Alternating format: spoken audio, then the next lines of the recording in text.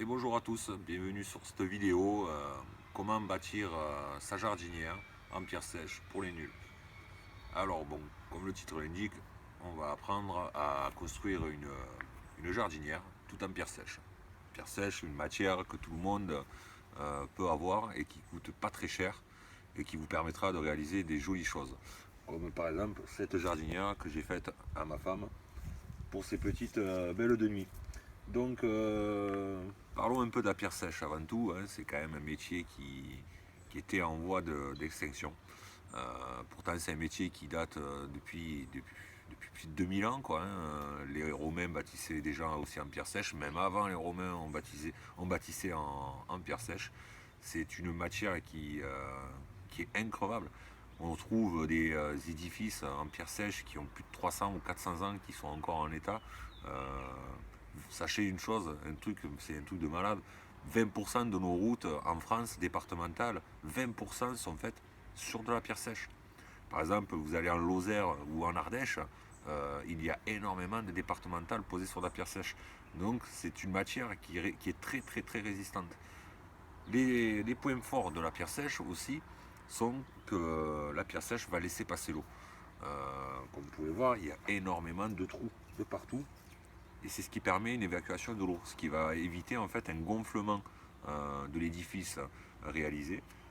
Contrairement à un mur embanché va lui gonfler malgré qu'il aura des barbacanes, les barbacanes finiront par se boucher et à un moment donné l'eau ne pourra plus s'évacuer et gonflera le mur et cassera le mur. Qu'un mur en pierre sèche, il laisse passer l'eau, même s'il venait à tomber, parce que ça peut arriver, un arbre qui pousse au bout d'une dizaine d'années, les racines vont pousser un peu les pierres, le mur il tombe, c'est pas grave, on démonte et on remonte. La matière elle est là. Il n'y a pas besoin de racheter, ça va pas coûter plus cher que si vous faites ça avec des banchers, ça se casse. Il faut payer un maçon, il faut payer l'extraction, il faut payer le recyclage, il faut repayer la matière première, et ainsi de suite, et ça coûte une fortune. Que la pierre sèche, elle a cet avantage, c'est qu'elle coûte moins cher à rebâtir. Donc, première étape, les outils qui vont être utiles pour bâtir la pierre sèche.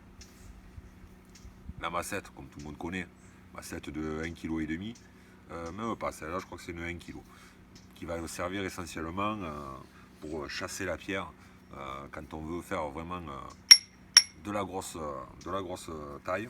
On va utiliser la massette. Deuxième chose, un marteau arrache-clou. En général, les tailleurs de pierre n'utilisent pas ça. Mais tout le monde a ça chez soi. En général, quand on bricole un petit peu, on a tous un marteau arrache-clou qui pourra servir, qui pourra remplacer la marteline. La marteline, c'est un outil indispensable. C'est très léger, on peut travailler toute la journée. On n'aura pas mal aux poignets, on n'aura pas mal aux avant-bras. Et c'est avec ça qu'on va ajuster les pierres, etc. Vous verrez au cours de la vidéo l'utilisation de la marteline, ce que moi j'en fais. Ensuite, des outils qu'on peut trouver dans n'importe quel magasin de bricolage, des gros magasins que tout le monde connaît. Vous avez la chasse. La chasse, c'est un outil qui va servir à dégrossir la pierre, à tailler une pierre quand on veut faire une pierre d'angle, ce genre de choses, ou arrondir un peu la pierre. Elle va servir à dégrossir la pierre. C'est un outil indispensable. La pointerolle. La pointerolle, tout le monde a ça chez soi, hein, comme vous pouvez voir. La pointerolle, je ne vais pas payer cher. Hein. Vous voyez, ça c'était dans un petit magasin que j'avais trouvé ça, c'est pas cher. J'ai dit, bon allez, on prend. Comme vous pouvez voir, je ne m'en suis jamais servi. Vous allez comprendre pourquoi à la suite de la vidéo. La pointerolle, elle va servir en fait à dégrossir la pierre, les surfaces de la pierre. Quand on veut, par exemple, on a une grosse bosse, on veut effacer cette grosse bosse, la pointerolle va servir à dégrossir. Ensuite, une fois qu'on a dégrossi avec la pointerolle, on va utiliser un ciseau. Le ciseau, lui, par contre, il va servir à surfacer. Ça, c'est un ciseau de maçon, hein, pareil, hein, avec un rebord en caoutchouc. Le rebord en caoutchouc, pour ceux qui n'ont pas la maîtrise de taper à la massette ou au marteau, ce bord en caoutchouc, c'est quand même pas mal pour se protéger de tout choc au niveau du poignet. Donc le ciseau, hein, lui, comme je vous disais, il va servir à surfacer la pierre. Après, il y a cet outil qu'on appelle un ciseau de carreleur, qui est beaucoup plus large hein, qu'un ciseau standard de maçon. qui lui va servir à mettre à plat une fois qu'on a fini de dégrossir avec la pointe-rolle ou le ciseau de maçon. Donc si vous n'avez pas ça, vous pouvez toujours le faire, le travail avec un ciseau de maçon. La seule différence, c'est que ça va être un peu plus long. Donc ça, c'est des outils qui coûtent pas excessivement cher. Par exemple, une chasse, ça va vous coûter dans les 20 à 30 euros. C'est une chasse standard, hein, il n'y a pas de marque pour celle-là, mais bon, ça vaut, comme je vous dis, entre 15 et 20 euros. Un ciseau de carreleur, ça va vous coûter 15 euros. Un ciseau de maçon, ça va vous coûter pareil, hein, je dirais entre 5 à 15 euros selon les magasins et selon la marque que vous allez acheter. La pointe-rolle, comme vous avez vu, hein, ça peut partir à très bas jusqu'à maximum 10 euros, hein, ça ne va pas vous coûter bien plus cher. Donc voilà. Après, on ne va pas donner le prix d'une massette, d'un marteau, tout le monde a ça chez soi en général quand on bricole. Hein. Ensuite, il y a des outils pour les, comme qui dirait, les confirmer. Ce sera pour les gens qui ont l'habitude de travailler avec la pierre sèche. C'est les outils avec des mines en Tenzen. C'est une marque qui fait ça. Bon, on va pas la citer, on va pas la montrer, mais c'est une marque que tous les bâtisseurs pierre sèche, en général, c'est ce type d'outils qu'ils ont parce que c'est increvable pour la simple et bonne raison que c'est renforcé avec une mine en Tenzen. Vous voyez la différence entre une mine en Tenzen et une mine en acier. La mine en acier, comme vous pouvez voir ici, elle s'est arrondie. Elle n'est pas restée droite. Là, ici, c'est plus haut que là. Que la mine en Tenzen, elle est restée parfaitement droite. Et pourtant, elle a 5 ans d'utilisation déjà, elle a travaillé, hein, je vous le dis. Donc voilà, la mine en Tenzen. Pareil pour le ciseau. Le ciseau, hein, regardez, le ciseau de maçon, après utilisation, il finit par s'user. Qu'une mine en Tenzen, lui, va rester parfaitement droite et parfaitement bien aiguisée. Malgré qu'on travaille sur de la matière qui est très très très dure. La pierre, ça a quand même des millions d'années. Si c'est encore là, c'est que c'est très costaud. Voilà. Ensuite, vous avez aussi la pointe-rolle.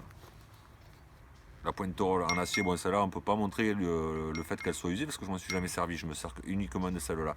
Donc pareil, ici vous pouvez voir, il y a une mine qui est renforcée en Tenzen, qui va nous permettre de pouvoir travailler des heures et des heures. Ça va prendre des millions de chocs avant que vous décidiez de changer d'outil. Hein.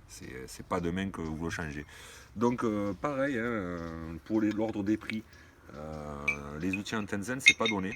Une chasse, c'est 80 euros comparé à une chasse de maçon, enfin une chasse standard en acier qui coûte 20-30 euros. Hein.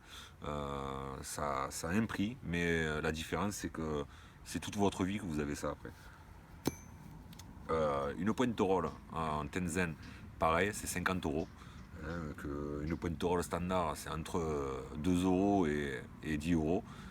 C'est pareil, hein, vous allez la garder toute votre vie. Le ciseau en Tenzen, lui par contre, c'est 60 euros à peu près. Donc voilà, c'est des outils qui coûtent très cher, certes, mais qui sont increvables et que vous allez garder toute votre vie. Donc pour ceux qui veulent vraiment se mettre à la pierre sèche pour décorer son jardin ou autre, hein, je vous conseille plutôt de partir sur des outils comme ça. Pour ceux qui vont faire des petites bricoles juste comme ça pour s'amuser, vaut mieux partir sur quelque chose pas très cher qui ne vous coûtera pas une fortune pour réaliser ce que vous avez envie de réaliser. Ensuite, ce qui peut se faire avant de se lancer dans la pierre sèche, hein, avant de vouloir montrer vos talents artistiques, parce que ça reste de l'art, vos talents artistiques en pierre sèche. Il existe plein de formats de stages, hein, comme par exemple à côté de chez moi, il y a les ABPS. Les ABPS, c'est l'association des bâtisseurs pierre sèche qui, eux, organisent des stages pierre sèche avec des professionnels. Hein, c'est uniquement des professionnels qui font ça. Ils réalisent même les CQP. Les CQP, c'est les qualifications professionnelles. Hein, c'est ce qui va montrer que vous êtes un professionnel en pierre sèche. Après, il y a des petits stages d'initiation, hein, comme le syndicat mixte des Gorges du Gardon qui organise. Il n'y a pas que eux. Hein, il y a, par chez vous, vous devez certainement trouver des associations qui vont vous faire des journées d'initiation à la pierre sèche. Je pense que c'est quelque chose qui est important à faire, de manière à vous apprendre un petit peu à manipuler la pierre, à savoir croiser la pierre et à réaliser une structure en pierre de manière empirique, que ce soit très costaud.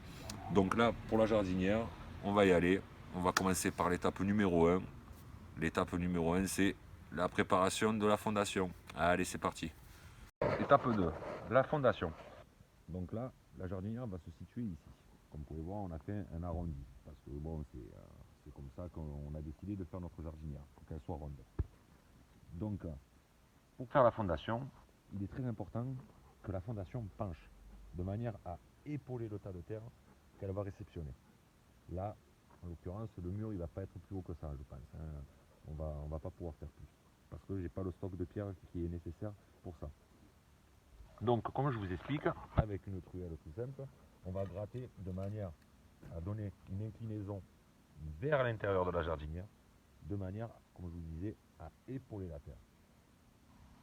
Deuxième étape, trier sa terre. Hop. Alors là, comme vous pouvez voir, j'ai trié toutes mes pierres.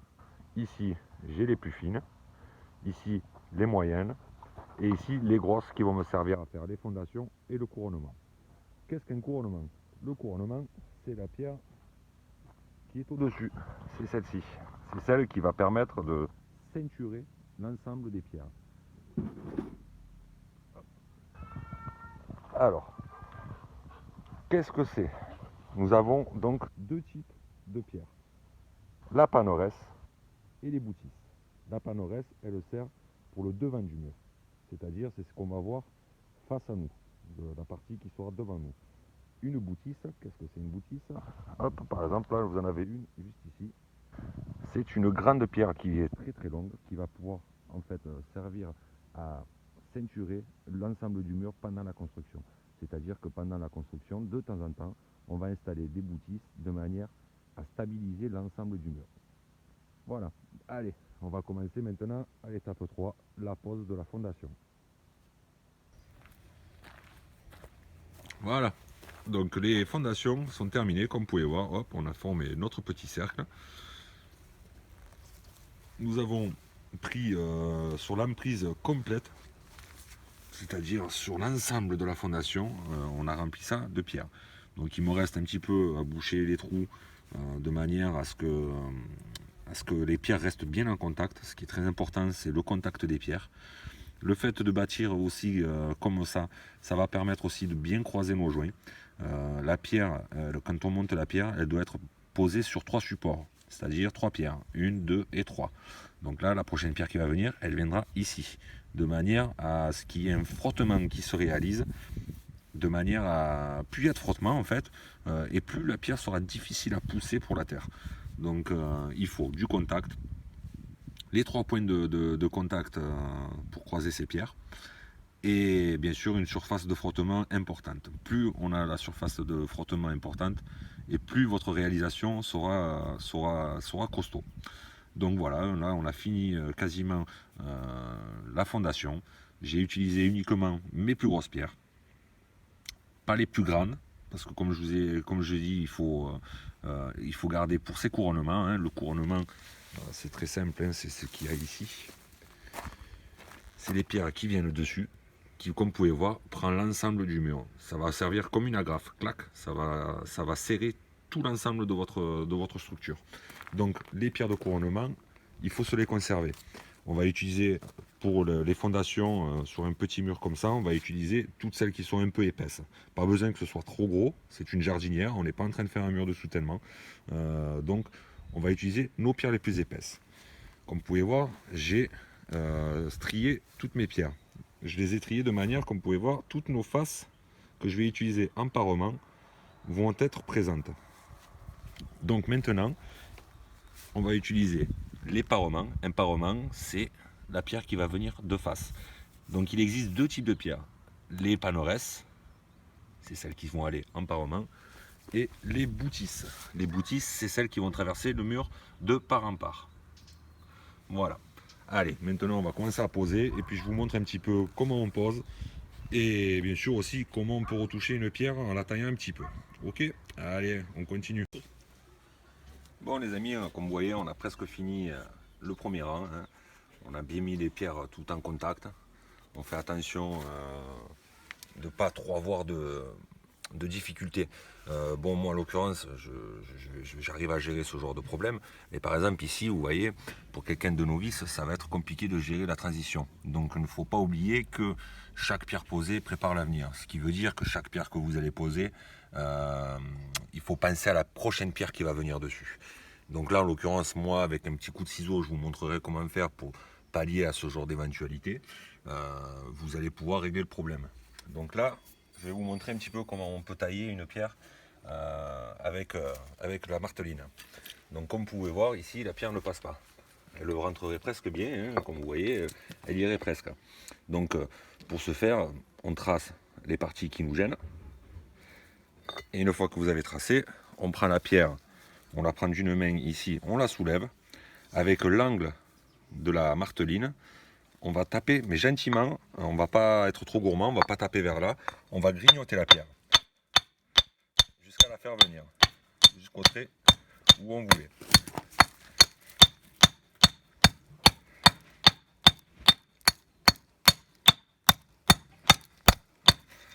Voilà pourquoi je disais que la marteline c'est très important. Elle est super pour travailler comme ça. Hop, comme vous voyez, on a suivi le trait, mais on a encore une bosse ici, donc on la tourne, on la penche, et on casse la partie qui nous gêne. Voilà, allez. Là ici, comme on peut voir, il y a une partie, ce qu'on appelle nous côté maigre et le côté épais. Donc là, en l'occurrence, le côté maigre est bon, mais c'est le côté épais qui va nous gêner. Donc pareil, on la tourne, on la penche et on casse la partie qui nous gêne. Hop, et vous voyez, la pierre, elle s'est taillée. Donc maintenant, on va l'essayer. Je vois que ici, j'ai encore cette petite partie qui me gêne. Donc on va continuer à essayer d'enlever ça gentiment. Toujours pareil, on grignote, on ne cherche pas à enlever tout d'un coup, sinon on cassera la pierre. On la tourne et on fait pareil.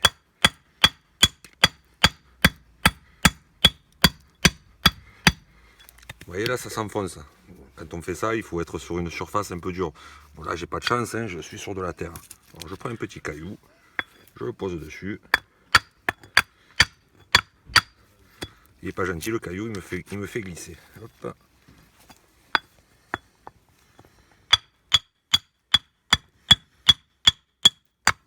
Voilà, c'est pas trop mal.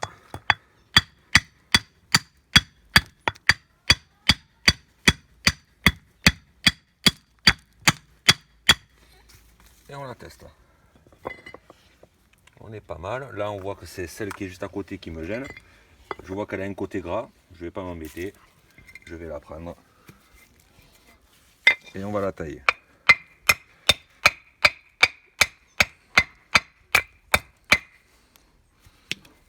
Ça devrait suffire. On la réinstalle.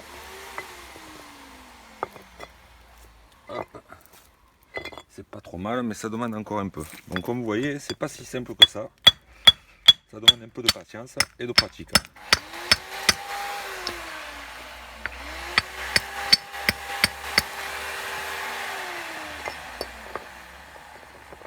Et là, cette fois-ci, on y est. Hop. Voilà, on va essayer de régler un peu ça parce que je suis un peu maniaque. Donc on va régler un petit peu là. C'est bien le côté qu'on voulait. Non, c'est celui-là.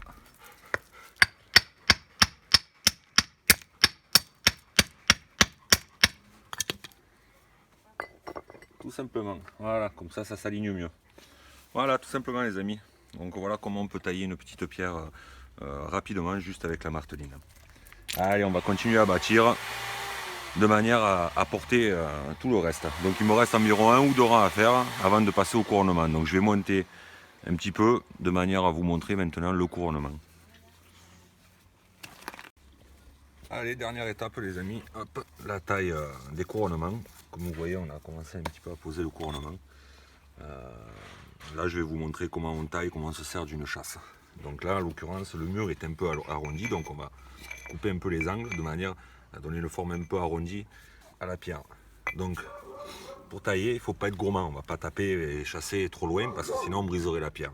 Donc on va la grignoter, comme ça, tout simplement.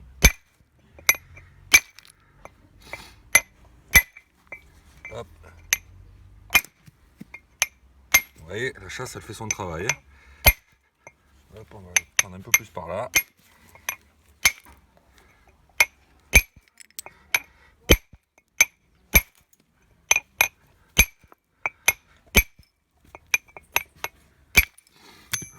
là, elle a une forme déjà un peu plus arrondie. On va la tourner dans l'autre sens. Quand elle se brise comme ça, ben, c'est pas grave. De toute façon, on ne contrôle pas le fait que quand on chasse, où l'impact va partir dans la pierre. Et puis c'est ce qui fera le champ du mur. On ne fait pas de la cisée. La cisée, c'est quand les joints ils se collent tous. Ça, vous le verrez dans une prochaine vidéo, comment faire de la cisée. Hop. Là, c'est juste une jardinière. On va pas trop se prendre la tête. Donc voilà, on a l'arrondi. Allez, on va la présenter sur le mur. Et il n'y aura plus qu'à la caler. Hop. Donc là, on voit qu'on est rentré un peu. C'est dommage parce qu'ici, au profil, on était pas mal. Hop. Donc on va essayer de trouver autre chose. Hop. On va la sortir un peu plus. Et on va la tailler un peu plus là. Voilà. Hop.